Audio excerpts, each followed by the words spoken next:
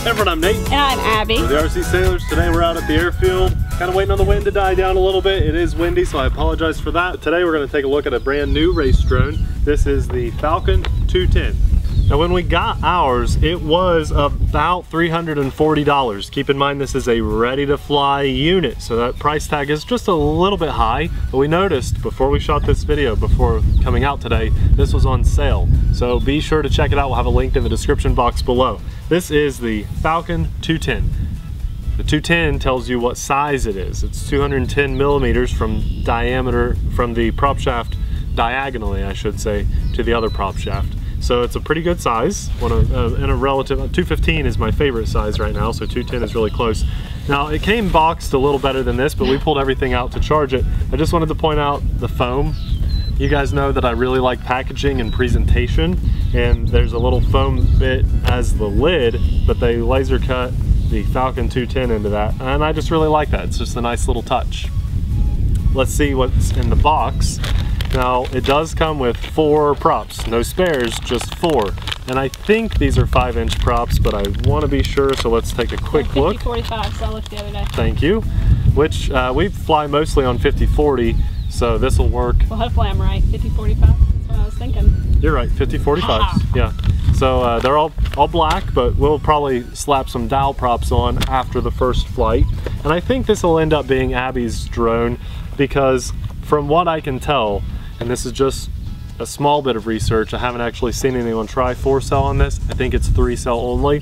And I've been flying a lot of 4-cell lately, so this is a good one for Abby, and we'll show you why as we keep taking a deeper look inside the box here. You see these 3 little sheets? This is kind of neat. I've never seen a quad come with custom stickers of your choice. So let's say you get 3 of these things, and you each want to be a different color.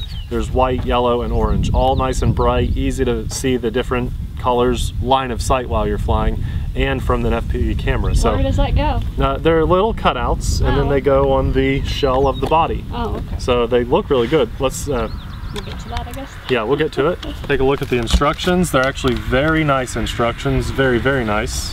It does come with a balanced charger. This is very nice because it'll do both 2 and 3-cell batteries. So this is worth holding on to. You don't even need a converter. The nice thing about this is that it can charge all of your race drone batteries. So until you save up a little bit more money for a universal charger, you can just buy another battery or 2 and keep charging with this. Very nice little charger, so I'd hold on to that.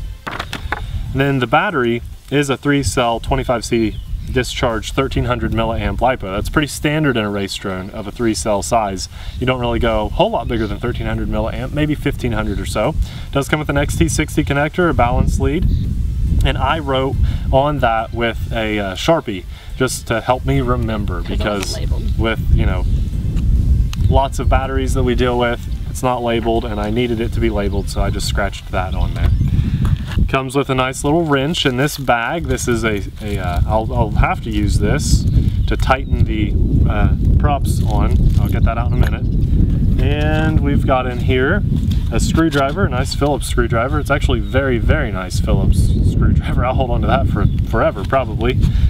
And take a look at the transmitter. It's a very standout quality transmitter. I think it resembles the Zero Explorer transmitter, which is one of my favorites. The nice thing about this is that here's your power down here, so it's nice and out of the way, and then you have a lock-unlock button. So your motors are not going to spin until you press that button. Very good safety feature to have, especially in a crash or if there's kids running around or something. And then up here on the top right, you have a switch, and it's got 3 positions. And it's labeled. And it's labeled, and it tells you beginner mode, advanced mode, and they call it rolling mode, but I'm guessing that's acro mode. And it has the protective covers over your throws. Yes, it does. Those can come right off, and they will come off for us. Very cool transmitter. The downside is, I think quality control did such a good job, they probably tested this before we got our hands on it, and they forgot to put the backing of the battery cover on there. So we're gonna have to put some tape on or something. I'm sure that normally that wouldn't happen, but for ours it did, so I'm gonna point it out. And then the quad itself. Now that is supposed to come off. I'll show you, that's part of the battery hatch. I think that's everything. So the quad looks really nice, especially when this is mounted to it. I really like how it looks. The downside to the design of this is that you really can't mount an action cam on here in an efficient way. So I like to fly things because of our YouTube channel with an action cam mounted on, but this one does not have the ability to do that unless you fabricate some way of putting it on there. Now, that's about the only thing that I don't like about the design of this. Things that I do like are the shape of the whole quad itself, the fact that the motors have little shields around them to help protect your motors in case of a crash. That's always really nice because most of the time they take some of the beating while they're cartwheeling and crashing. This little shell that popped off, you push up on the back end first and then pull out there, and that is your battery hatch. You also have Velcro holding that in, so it's an extremely secure way of mounting the battery. XT60 connector is here on top, which is protected. I really like that a lot. And the antenna back here can be swapped out with something like a clover or a mushroom antenna. This pops out and then you unscrew that. It came disconnected, probably just for shipping purposes, but it does fit in there like that. And then that kind of snaps in place. So that is a very well protected FPV antenna. A lot of times that's one of the first things to go in crashes. I know it's getting windy, so I'm going to jump to this pretty quickly. The FPV camera is nice because you can tip that up and down. You just press it and it's snug, and then if you get an angle that you're happy with, you can tighten this little screw on the side with the Phillips screwdriver on both sides, and then it'll stay snug in place. It's a carbon fiber frame, and I think that's basically at least the basics of this that we'll point out today. We may break it down a little bit more later in other videos, but I need to put these props on and get it in the air before we lose our daylight. So be sure to subscribe so you can see this in the air, and turn on your notifications so you can get notified when we post.